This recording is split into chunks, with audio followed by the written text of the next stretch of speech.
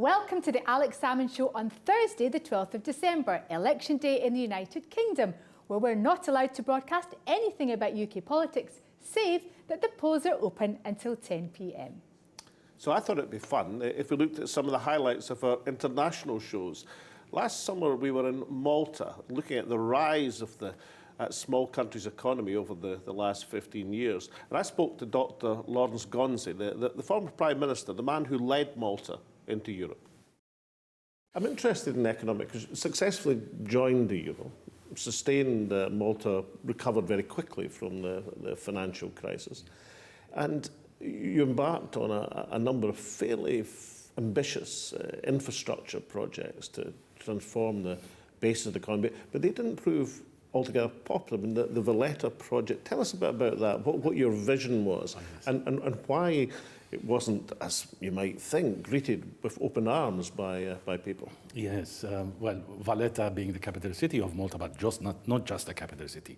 It is a symbol in itself. Valletta was the city where the Knights of Malta, 300 years ago, placed their headquarters over there, designed by them to be a city built by gentlemen for gentlemen, is the phrase that was used at the time. But anyway, Valletta, it's a bit of history. And I remember I said, this is a symbol which needs to be upgraded. It needs to make a statement.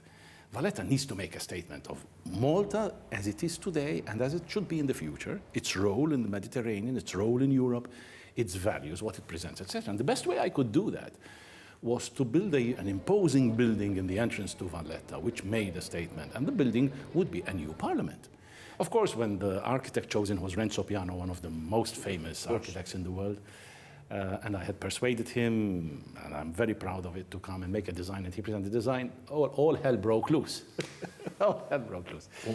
And there was debate about the building, about the cost, about the design, about this, about that, etc. So the whole island was divided. Actually, a little bit more than divided. But I was determined to make that statement. And it had been something which everybody agreed upon at the end of the day, that Valletta needed something to be restructured, reformed, etc.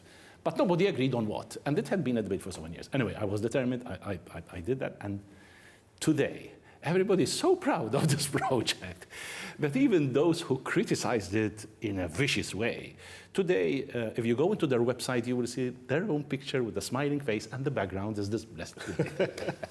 And I'm so proud of that. And in fact, one of the things which makes me really happy is I walk into Valletta. I make it a point to walk into Valletta practically every day.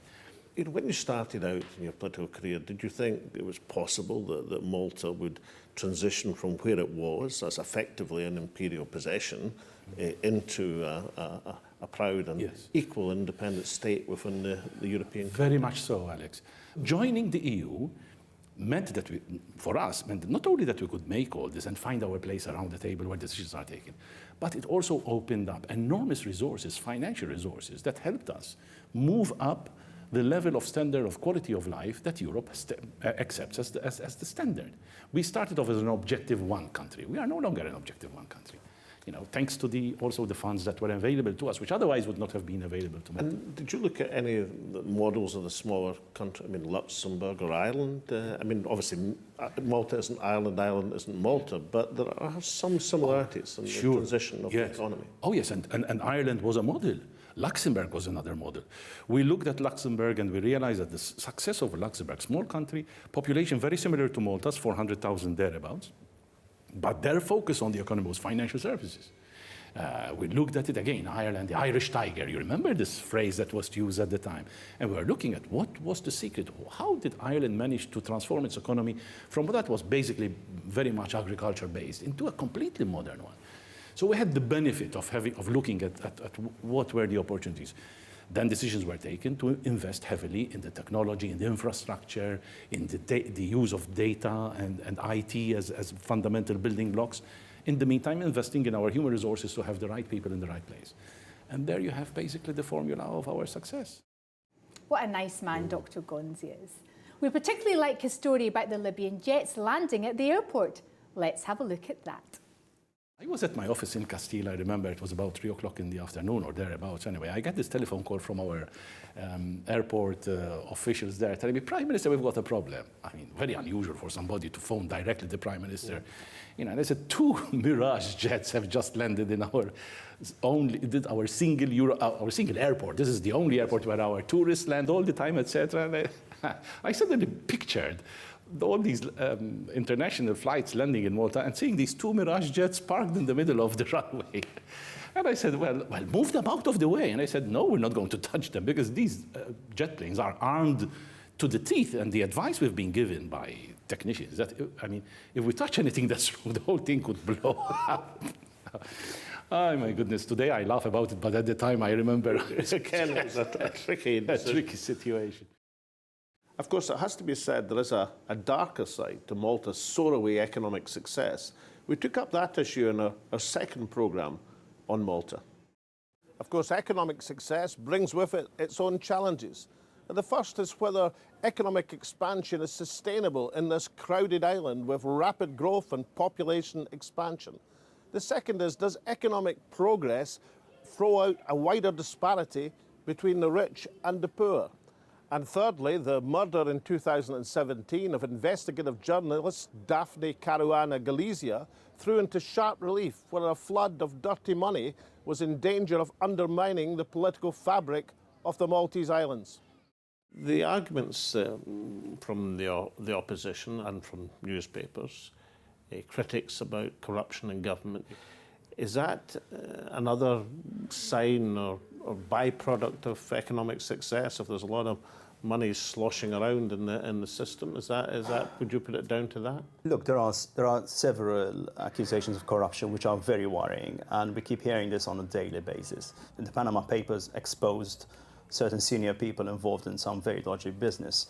And what happens is you get to a stage where now people are saying, okay, fine, those people are corrupt, but I still have money in my pocket, which is quite a worrying thing to see in my own country. Having said that, I mean, if you take a world index of civil liberties, Malta ranks very highly. I mean, Malta's up there in the top 20 in terms of efficiency of government, in terms of pluralism of the system, in terms of freedom of the press.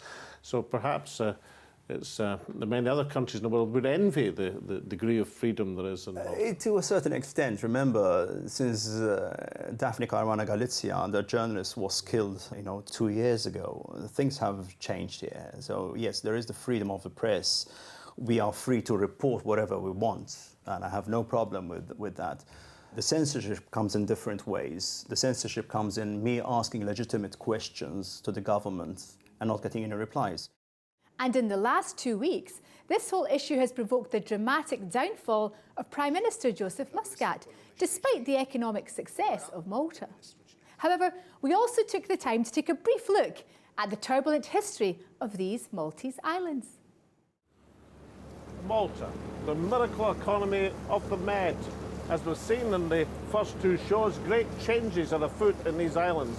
But these changes are of nothing as to the turbulent history of the Maltese Islands over the last 2,000 years. Successively, the Phoenicians, the Carthaginians, the Romans, the Sicilians, the Ottomans, the French, and then the British all saw the strategic importance of these islands and fought over them.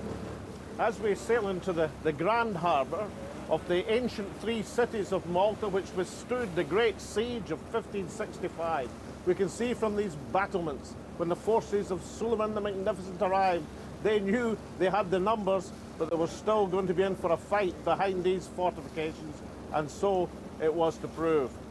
Where better to pick up the story of these islands than in the Maritime Museum, because the one constant in Maltese history is the sea.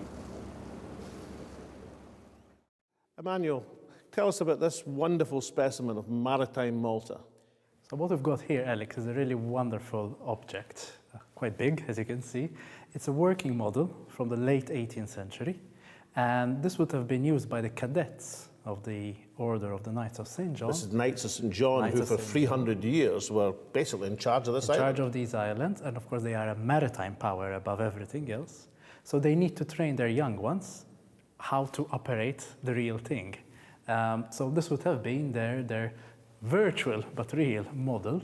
Everything works. You can pull the pulleys, raise the sails, move the cannons, so that eventually when you get on board the real thing, you would have had a sense of how it's going to work. And I think it's a beautiful and wonderful object that has miraculously survived and come down to us.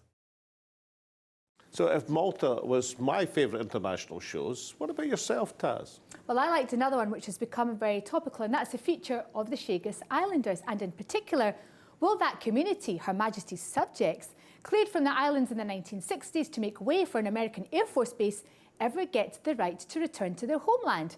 This was how we introduced the issue. Today we take a well-deserved break from Brexit to visit the sun-kissed beaches of the Indian Ocean. There is one problem with this island paradise. The people have been replaced by an Air Force base. For that has been the fate of the Chagosians, Her Majesty's subjects cleared from their homeland half a century ago to make way for American service personnel. We consider how this bitter legacy of colonialism still impacts today. We look at the human cost of a people cleared from their islands.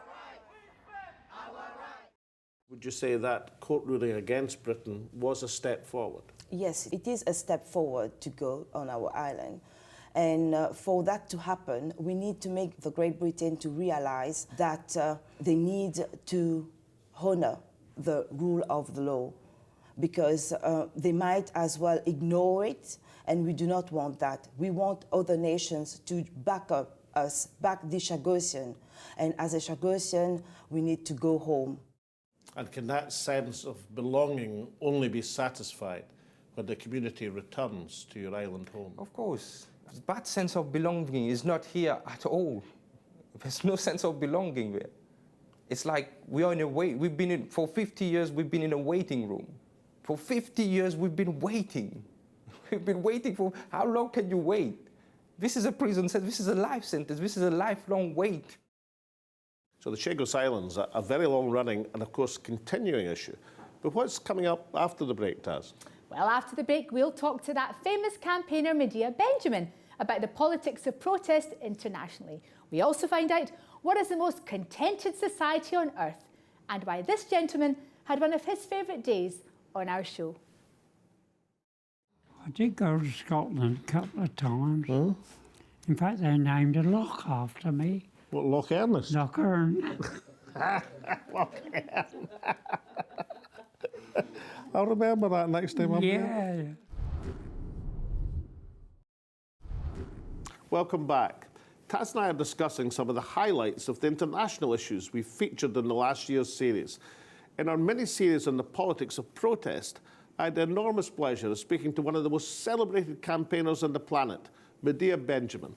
I asked Medea if the social media had made this the new age of protest. Are we living through an age of protest? Are we back in 1968? Or is it just the social media amplifying everything that's happening across the world? I think the protests around the climate are new and are global and are huge and are only going to grow as this is a planetary issue that affects us all. But then in some other areas, I think we're seeing less. For example, we saw in the Middle East all of the uprisings around the Arab Spring, and that spread from one country to another. But now that it looks like the results of those were not so positive, I think that's put a damper on some other protests in the Middle East, for example. So I think we're constantly seeing ups and downs in protests, but around the climate, this is enormous and will only grow. Medea Benjamin, you're one of America's most celebrated activists across a range of causes in human rights. How has your own campaigning been affected by the social media age? Do you do things differently now as a result of social media? Actually, the issues that I am most involved in, which is trying to stop wars, have been harder to organize, not particularly because of the social media age, but just because the wars have become so fuzzy. They've gone on for the last 20 years. It's harder to get people out on the streets. So I think social media can be a key to mobilizing like we see in Hong Kong. But I also think that before social media, we had enormous protests. We had mass protests around civil rights issues in the United States when there was no Facebook, no Twitter, no Instagram. What a remarkable lady. However, I was struck when during our travels, we discovered the world's most contented country was in fact Denmark. Former Mayor of Culture and Leisure for Copenhagen, Pia Allerslev, told us why and how it won that accolade. Now, you spent 6 years as Mayor of Culture and Leisure here in Copenhagen. How important is the cultural aspect to the vibrancy of a great city like this? Well, I think the cultural life in Copenhagen is one of the reasons why we have been ranked as one of the best cities in the world.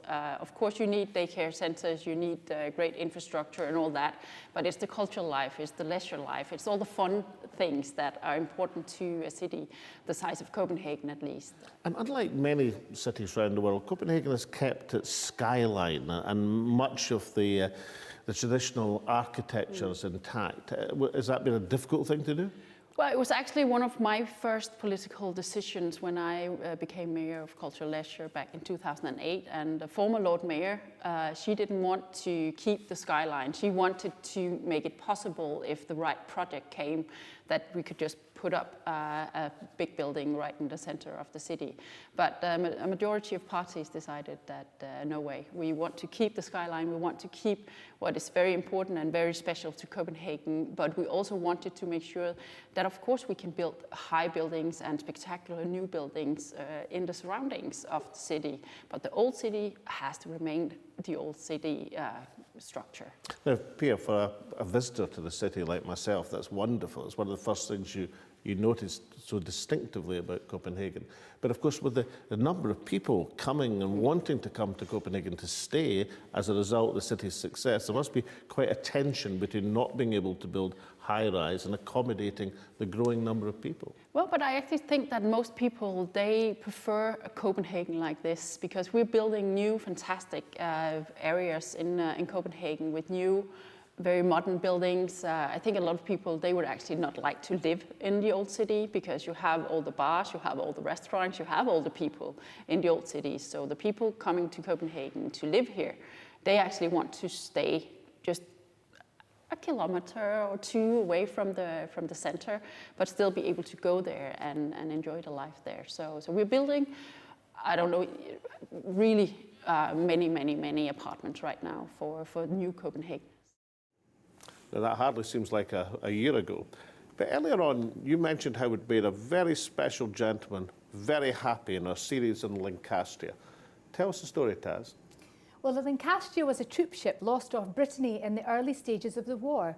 It is the largest maritime disaster in British history, with more lives lost than the Titanic and Lusitania combined. The greatest naval disaster in British history, where the loss of life was greater than the Titanic, the Lusitania and the Hood combined, is barely remembered at all.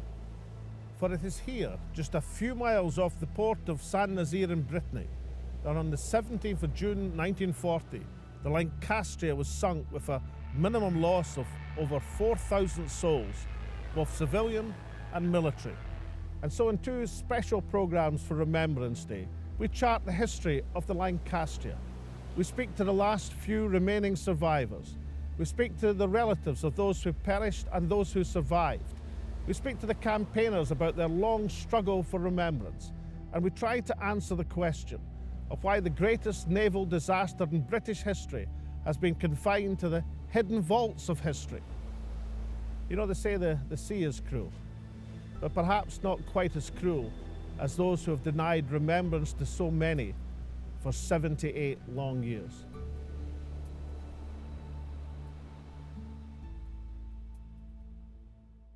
Captain Sharp, in command of Lancashire, received an order from the Admiralty. It told him to load as many men as possible without regard to the limits laid down by maritime law. By 3 o'clock that afternoon, more than 6,000 people, exhausted soldiers, confused refugees, were crowded onto the ship, more than 3 times its established capacity limit. At that point, Captain Sharp made a fateful decision to stay at anchor and not to make a dash for home. he was understandably frightened that without a destroyer escort, his ship would be easy prey to U-boats in the English Channel. Inevitably, as each month passes, there are fewer of the Lancaster survivors alive to give witness to what actually happened on that fateful day of June the 17th, 1940. Even since we've started filming, we have lost 97-year-old Reg Brown, a stalwart of Lancaster commemorations over the years. And therefore today, I'm privileged to be here in Uxbridge to interview Lancaster survivor, Royal Engineer Ernest Beasley, 101 years young. I did go to Scotland a couple of times. In fact, they named a loch after me. What, Loch Ernest? Loch Ern. Loch Ernest.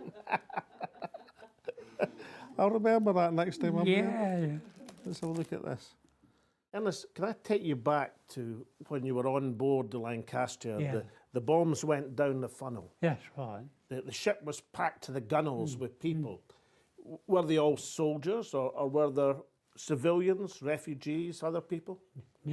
Nearly all soldiers and nurses, and one or two or three, there was ordinary people, and they, some of them had children with them. What do you think the key thing to survival was? Was it just your luck? Was it the fact you were a strong swimmer was to your advantage, of course? Well, it was, yeah. But some people would stay, some people would Yeah. jump, people Yeah, but didn't know what to do. On the ship that's sinking, and I thought, well, the shore was about 2 miles away. So I thought, I'd better jump in and swim away. I could swim quite a bit, but I swam for about 20 minutes. Then this Royal Navy corvette come round, and he's heading straight for me, and I shouted, and he stood on the bow, and he slung a rubber raft out, and they went away. So I climbed into the rubber raft, and I'm sitting in there, and all these blokes covered in oil, they all come swimming up. About 6 of them got in with me, like, and the others was hanging on the sides. And I got cramp in my legs, and I had to stand up. I stood up, and they pushed me in the sea. That was a bit much. You were on the raft first, so you got flung back in because they thought you were going to destabilise the raft, right. yes? Well, so I started to swim towards the shore. I got so far away, and there was a rowing boat come from shore, and he's coming towards me, like, but he can't see me because he's got his back to me, and he comes up, and when he got a bit close, I shouted out, over here, and he looked round, he seen me, and he come over, he said, can you row? I said, yeah. And then out of nowhere come this Royal Naval corvette, and they took us on board. They washed all the oil off of us. And then the other big liner that was there, the Aronsi, and this corvette we was on, he put us all on to the Aronsi, the other ship. And then we set sail for England. We landed up in Plymouth, and we were isolated from other people because they didn't want to talk about what had happened. And when I went home and talked to my parents about it, none of them heard anything about it because they were forbidden to put it in a British paper. But for years afterwards, if you said to somebody, I was on the Lancaster, very few people would know. They wouldn't know, no. No, they wouldn't, no. Can I talk about your medals, sir? Well, this array of medals here. Well, because you served right through the war. I can see the King George medal, yeah? yeah, but you see, none of them was to do with the Lancastrian. All of these was what happened to me after that. Would you like to have a medal that signifies the Do you Lancastrian? know, I was going to ask you that. Well, And it just so happens, sir, that I have one with me. And with great pleasure, sir, that's to you, that's beautiful. Ernest Beasley, That's very the nice. Royal Engineers. Yeah, very. It's my privilege to present That it is to you. that is really nice. I certainly appreciate that. Yeah, For your service, sir. and I'm very pleased I'm here to talk to people about it. And talking so well. Yeah, oh, that was lovely. I'm so pleased. It's a privilege. Well, very sadly, we have to report that Ernest passed away in November this year, but we know for sure that we made a wonderful man very happy to see his service record recognised after all of these years. Next week, we sum up the election results with our prestigious panel of political pundits. But now for this show, this is how we summed up the story of the Lancastrian. And it's here on the banks of the River Clyde that our story has its beginning and its end. This is where the Lancastria was born as a Turhania in 1922. The name was changed a few years later because American guests found it difficult to pronounce. And just a few yards from here is where the Lancastria families finally achieved their heart's desire in 2011 by having a memorial built to those who died.